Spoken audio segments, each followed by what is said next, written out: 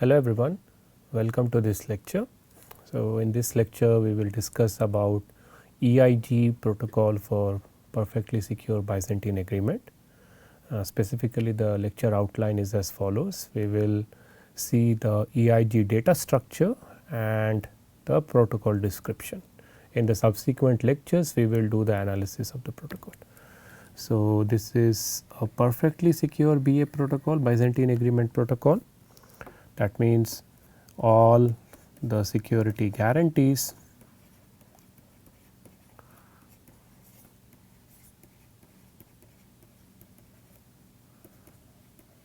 are error free,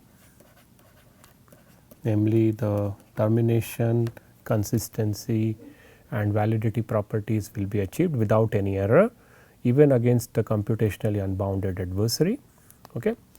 And it is called EIG because the full form of EIG here is exponential information gathering. So, as the name suggests, the running time, the computational complexity of the algorithm will be exponential in the number of participants, but still we are going to discuss this BA protocol. Of course, we have polynomial running time BA protocols which we will discuss subsequently, but the reason for discussing this protocol is because of its historical significance. This is the first perfectly secure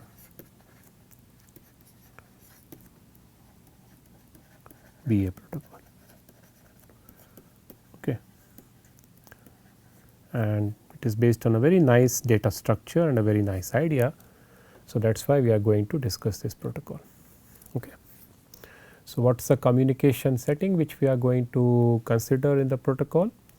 So, we have pairwise secure channels between every pair of participants. So, we assume we have n number of participants and T of them could be Byzantine corrupted. It could be possible that there exists no corruption during the protocol execution, but if at all any corruption occurs, there could be at most T number of corruptions. The exact identity of the T corrupt parties will not be known beforehand. Okay. And we assume that we have a dedicated secure channel between every pair of participants. Okay. We also require the condition n to be greater than 3t to hold for this protocol, otherwise the properties will not be achieved. Later on when as we proceed in the course, we will prove that this condition n greater than 3t is actually a necessary condition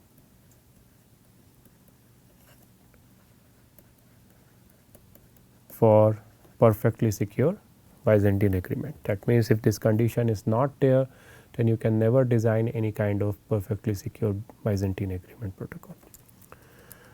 We are in the synchronized communication setting, and in fact, the whole course will be considering only synchronous communication model, where we assume that we have some kind of global clock, a common clock through which all the participants of the system are synchronized. So, even if the n participants they are present across various corners of the globe, we assume that they will be synchronized through some common global clock, and as a result of that the protocol will operate as a sequence of communication rounds.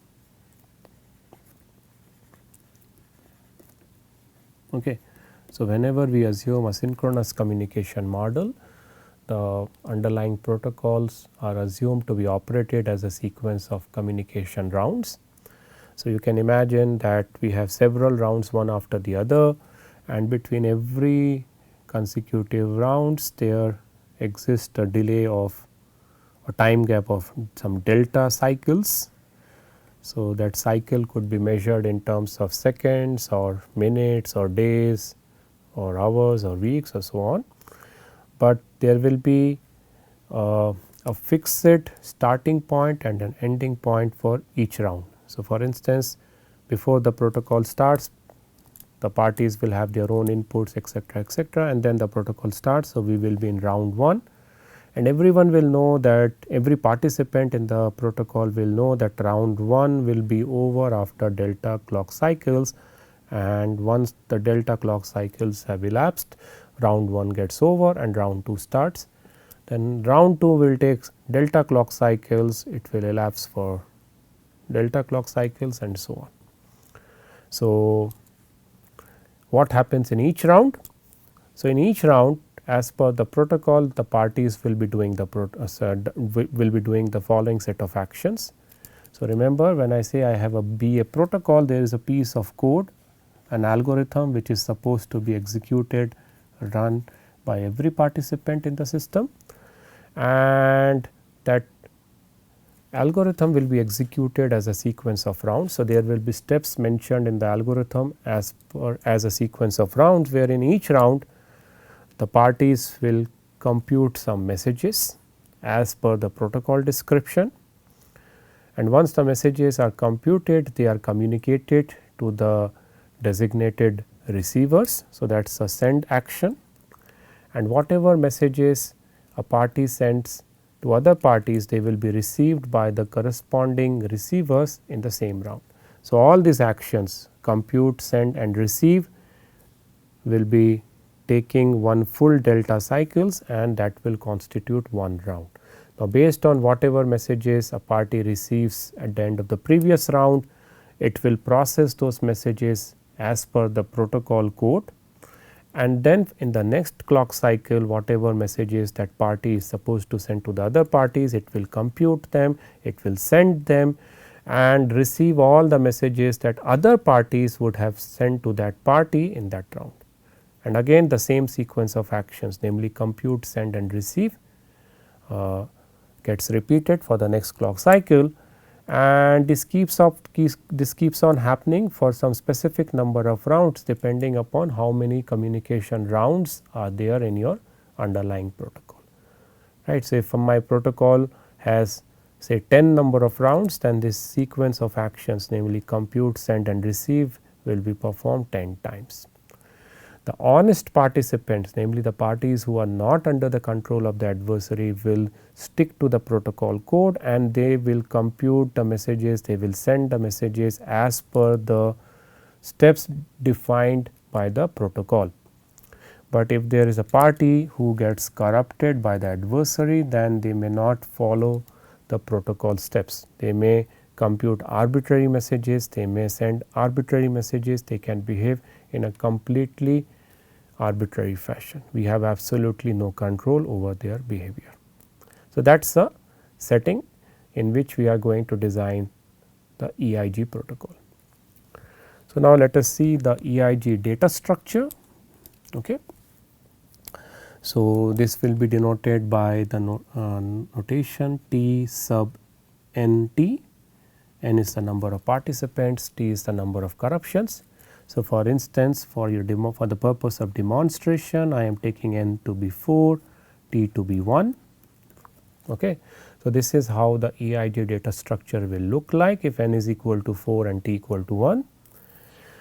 So, it will be a tree with T plus 2 levels or layers. Okay. So, this is level 0, namely the root. All these nodes are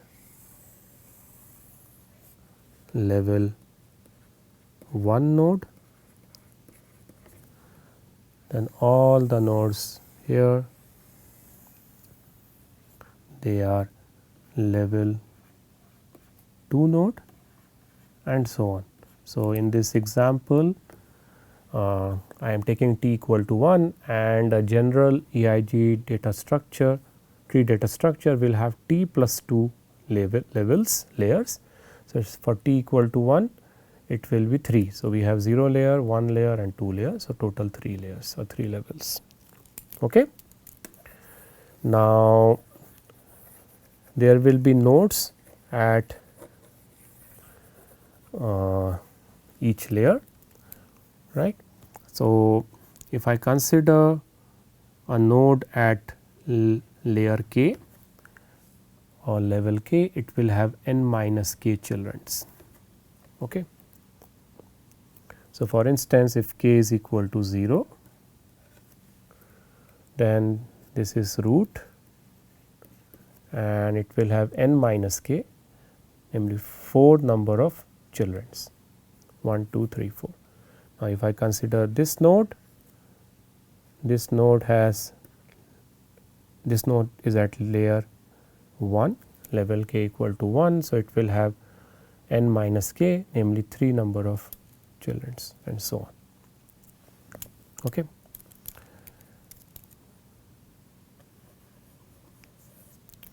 Now, that is a number of childrens that we will have at each level or each layer. Now, each node will have some label.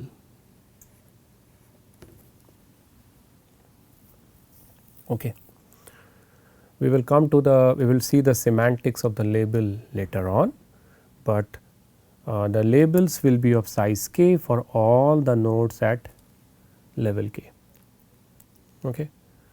So, since we have t plus 2 levels starting from 0 to t plus 1, the root will have label of size 0. So, that is why we are attaching an empty string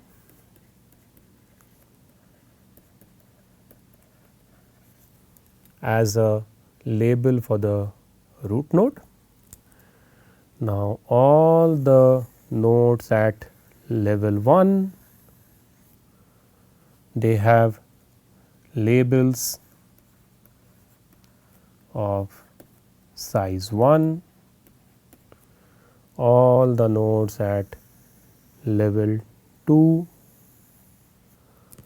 layer 2, they have labels of size 2 and so on. So, for instance, the label or the tag, you can imagine label is nothing but some kind of tag. The tag associated with this node is 31, the string 31, whereas the tag associated with this node is the string 43. Okay. So, that is about the label size. Okay. Now, how do we number the labels here? How do we assign the labels here? So, if you see the paths from root to leaf, if I follow any path from root to any leaf, right, it should be the case that the index or the identity of t plus 1 distinct parties should appear there. That is the way we have arranged the tags for each node. So, we assume that we have n parties and their identifiers are 1, 2 up to n, and if I follow any path from the root to leaf, the names of t plus 1 distinct parties should appear in that path. So, for instance, if I take this path, I go from say root. So, you follow this highlighted path, I go from root to this node, and that from that node I go to this node. So, what are the indices of the parties which appear along this highlighted path? So, we have node with index 2 followed by a node with index 4. So, we have party number 2 appearing in this path and party number 4 appearing in this path. So, that is why under the tree, under the node with tag 2, we can only have childrens where the tags could end with either 1 or 3 or 4, because we require the distinct parties to appear. So, we can't have a child of a children of a child of 2 with tag 2 2, because that violates this requirement that the names of t plus 1 distinct parties should appear from the root to leaf. Okay. And that is why as we go from one layer to the subsequent layer, the number of children decreases, because when we are at layer k, that means that we have already come from the root to k layer up to depth k. That means we have already encountered the identities of k distinct parties. So, as a candidate for any candidate children, we have only n minus k identities left to assign as a particular tag or a particular label. So, that is why at level k a node will have only n minus k children because of this distinct parties rule. So, that is a EIG data structure. I hope that is clear. Okay.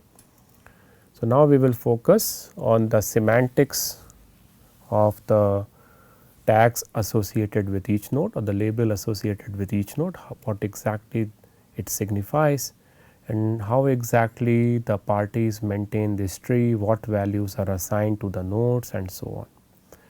So, in the EIG protocol, which we are going to see soon, each party will maintain its own copy of the tree. Okay. And it will try to assign values to each node in the tree. How the values are assigned? So, we will have the initialization process, where in the ith party's copy of the tree, the root is assigned the value bi. So, we assume that in the EIG BA protocol, each party has a binary has a single bit as input.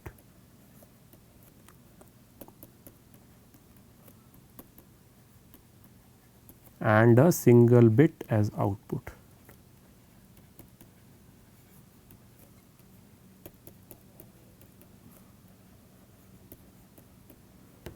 Okay.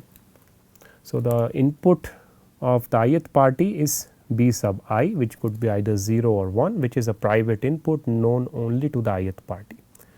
Later on we will see BA protocols where the input of the party could be any binary string, but right now we are making the things very simple. We assume that the domain over which the EIG protocol is executed is the set 0 1, and each party will have an input from this set and an output from this set.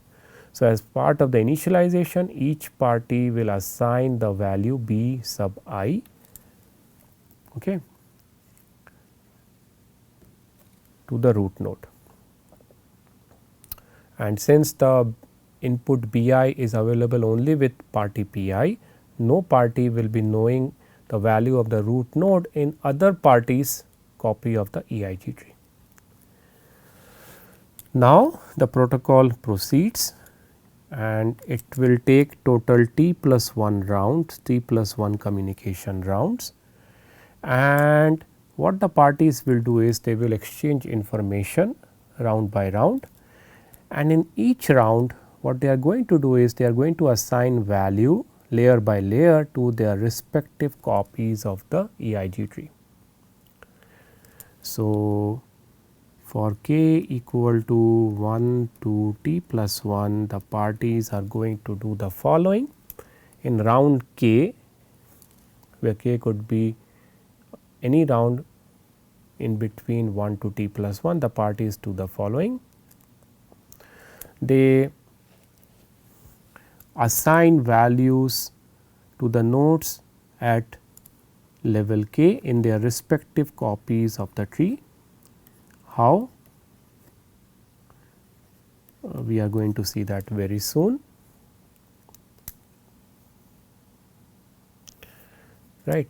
So, how basically that is determined by the next step.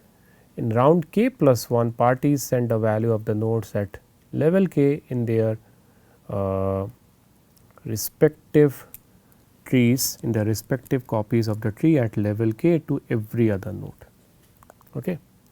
They basically exchange the value of the nodes in their respective copies of the tree at level k, and that those values are exchanged in round number k plus 1.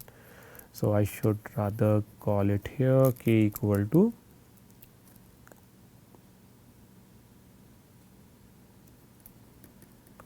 zero to t. So, there are total t plus 1 rounds. So, they have already done the initialization, and now in round number 1 what they will do is each party will send a value of its root node to every other party, which will be obtained by the end of round 0, and then in round 1 what they are going to do is they will assign values to the node at the next layer depending upon whatever values they have received in the previous round, and then again they will exchange the value of those nodes in that round, which will be received at the end of that round and will be processed in the next round, and so on.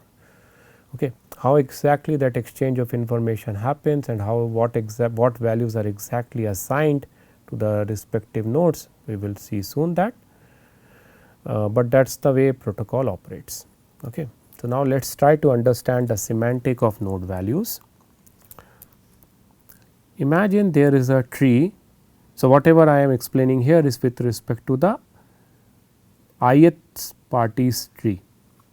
So, you can imagine that the same holds for every other party's copy of the EIG tree. So, imagine if there is a node with this tag, it has a tag, it has a label of size k, where it has k distinct identities I sub 1, I sub 2, I sub k minus 1, I sub k.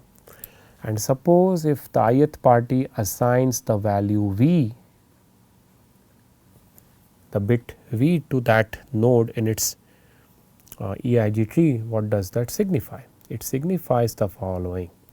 It signifies that the starting party pi sub 1 initial value was v, which it reported to the next party, namely p sub I 2 in round number 1, and this information was communicated by p sub I 2 party in the next round to the party appearing in the label here, and continuing like that in round k the party with index I sub k, namely the last index, has told party pi about this.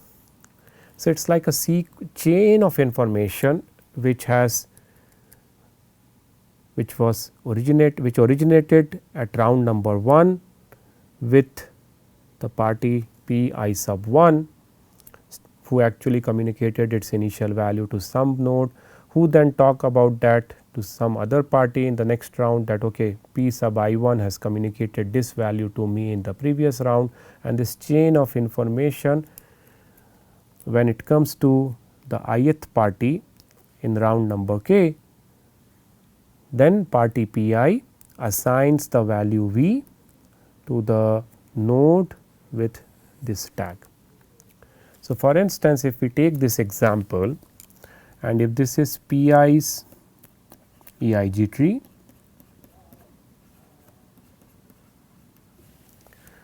and if the party p sub I assigns a value v to this node, which we denote by this notation. That means, when I write val 43 sub I equal to v, that means that party pi is assigning the value v to the node with tag 43 in its copy of the EIG tree, and this signifies that in round 2. Why round 2? Because this node is at level 2. At round 2, in round 2, P3, namely the party who is occurring here at the last position, has told Pi that in the previous round, namely round number 1, the previous party in the layer in the label, which is P4 in this case, has told P3 that P4's initial value was bit V. So, imagine what has happened here in that in first round P4 would have told P3 that P4's initial input for the Byzantine agreement protocol is V, and if P3 communicates this information to Pi in the second round that hey, P4 has told me about this in the previous round, then the node with tag 43 will be assigned the value V in the ith party's EIG tree. Now, notice that if P4 is if P3 is corrupt here, if party P3 is corrupt, then it might report an incorrect value of P4's input to Pi. So, when P3 is telling Pi that P4 has told P3 that its input was V, it is not necessarily the case that P3 is telling P3 is providing the right information regarding P4's input to Pi. It might be wrong as well, but Pi will not be knowing whether P3 is corrupt or not. Whatever value P3 is reporting to Pi, that value will be assigned to this node in Pi's EIG tree. That is the semantic of the labels associated with the node. So, now let us see how the protocol assigns the values to the various nodes. So, as I said, the initialization is very simple. Again, I am explaining the process with respect to P3's copy of the EIG tree, assuming n is equal to 4 and t is equal to 1. So, P3 will first assign the value B3 to its root node, and for t plus 1 rounds the party Pi will do the following in round R. So, sorry for the mistake, in the previous slide I took the round numbers from 0 to t, it should be from 1 to t plus 1. So, in round number R, the party Pi will send the values of all the nodes in its copy of the EIG tree at the layer R minus 1, provided the tags for those nodes does not include the identity I to everyone else, okay, including itself, that is important. So, when I am saying that it sends the value of all the nodes to everyone else including itself. So, now remember that at each level there could be more than one nodes. So, the values of all the nodes in Pi's copy of the EIG tree will be communicated except for those nodes whose label include I. Okay. So, for instance, when we consider round number 1, round number 2 sorry, then P3 is supposed to send the value of this node, the value of this node and the value of this node in its copy of the EIG tree to everyone else except the value of this node. So, this value will not be relayed by P3. This is because because under the node with identity label 3, there is no node with there is no children with tag 33. Okay. This is not there. So, if we do not put this restriction and if P3 ends up submitting transferring this value, the value of this node to everyone else, then in the next node and then in the next round parties actually should have use the value that P3 has provided for this node to assign a value to the node with tag 33, but at the first place there is no node with tag 33 in any EIG tree. Okay. So, that is why this node the value of this node will not be communicated by P3 in round number 2. Similarly, if I consider party say P1, then party P1 is supposed to send the values of this node and this node in its copy of the EIG tree to everyone else, but the value of this node will not be communicated by party 1 during round 2 and so on. Okay.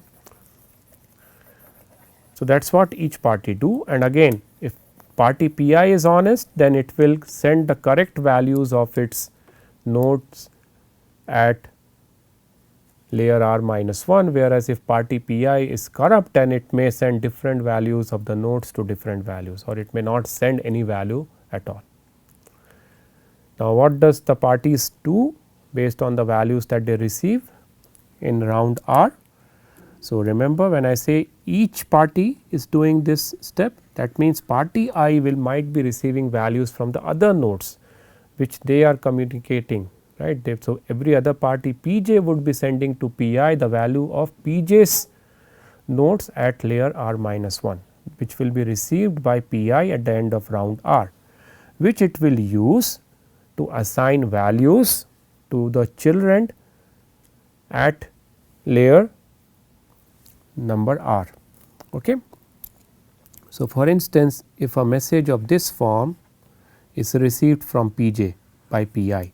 So, there is Pj okay, who has sent the following information. Pj is claiming that there was a node which was assigned a value v in its EIG tree, which was at layer r minus 1 and whose tag was I sub 1, I sub 2, I sub 3 up to I sub r minus 1.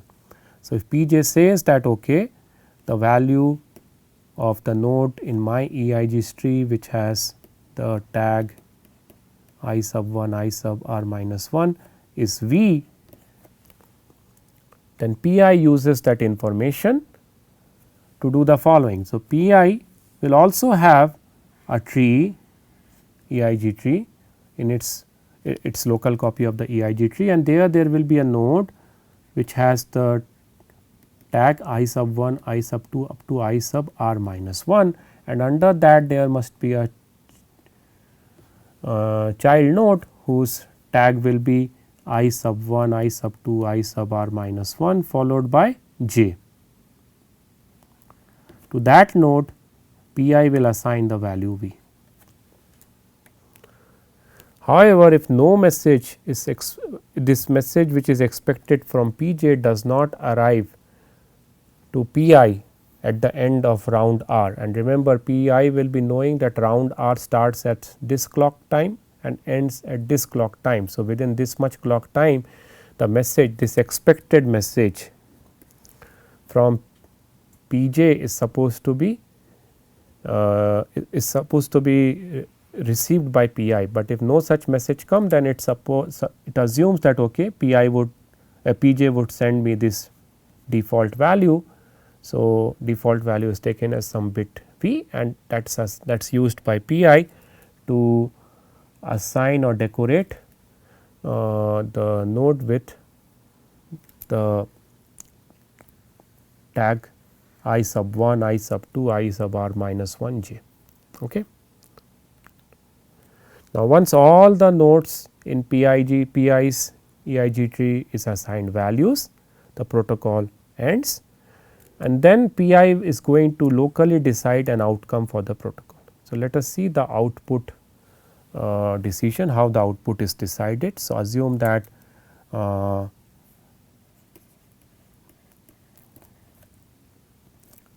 in round number 1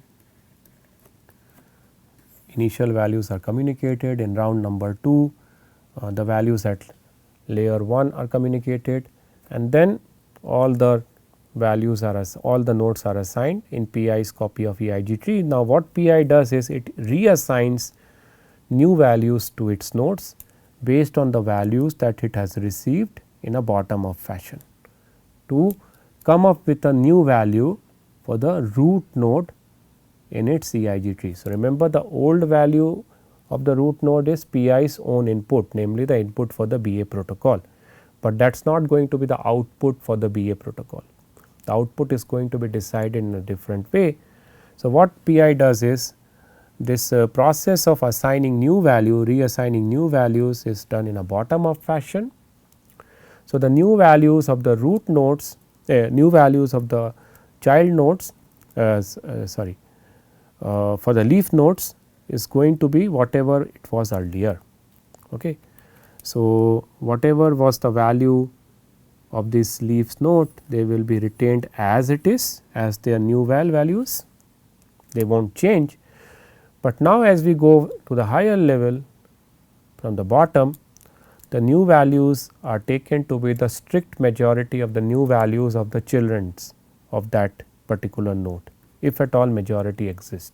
It could be the possibility majority does not exist. If the majority does not exist, the new value is taken to be a default value, and then we will go to a one layer up and keep on doing this process till the new value, till a new value has been computed for the root node. Okay. And remember, this is done locally, this process does not require any interaction, okay, because now all the nodes in PI's EIG tree have been populated. Now, once the new value for the root node is computed, that is taken to be the output value, that is the output of BA protocol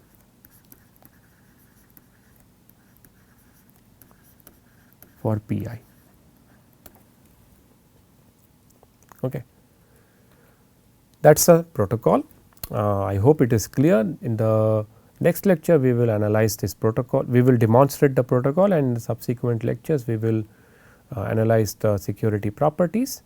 So, the references which are used for demonstrating the EIG protocol are the following. So, I have used the slides from MIT's course on distributed algorithms, which is slightly an old course, but very informative. And of course, you can find the full details of EIG BA protocol in either of these textbooks. Thank you.